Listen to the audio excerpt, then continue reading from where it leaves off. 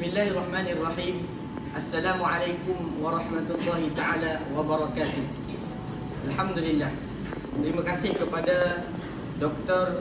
Fatina binti Bakar serta rakan-rakan seperjuangan yang hadir pada hari ini.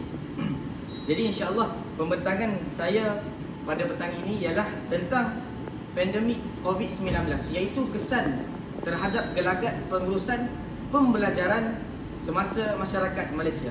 Baik, kita terus pergi kepada sumber rujukan. Jadi sumber rujukan yang saya ambil di dalam artikel jurnal iaitu dalam atas talian, yang mana pengarangnya Nur Azilamat, Muhammad Farhan Misron, seterusnya Nur Atikah Abdullah dan Jamasari Alias.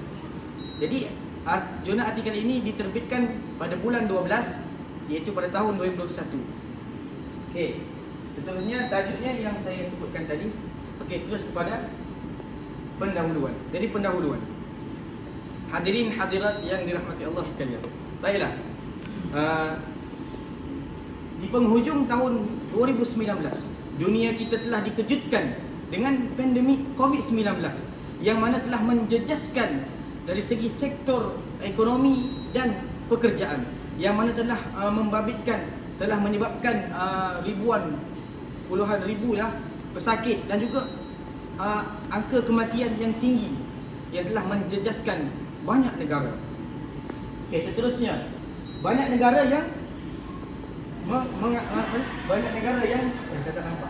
Okey, mengambil langkah berjaga-jaga.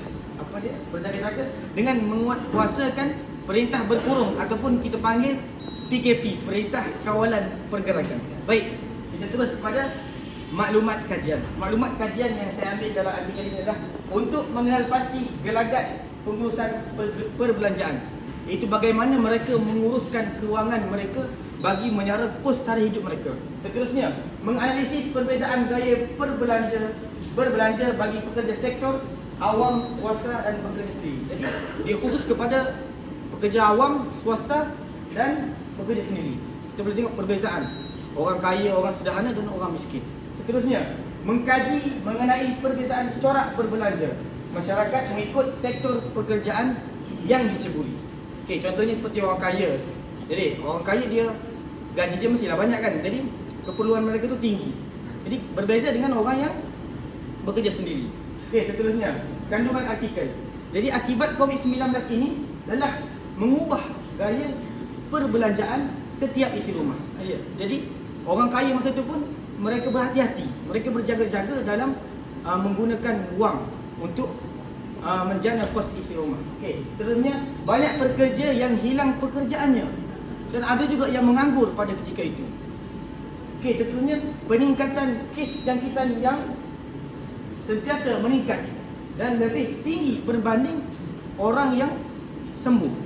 Ianya setiap hari, kalau kita tahu masa tu kan COVID, setiap hari kes meningkat masa tu.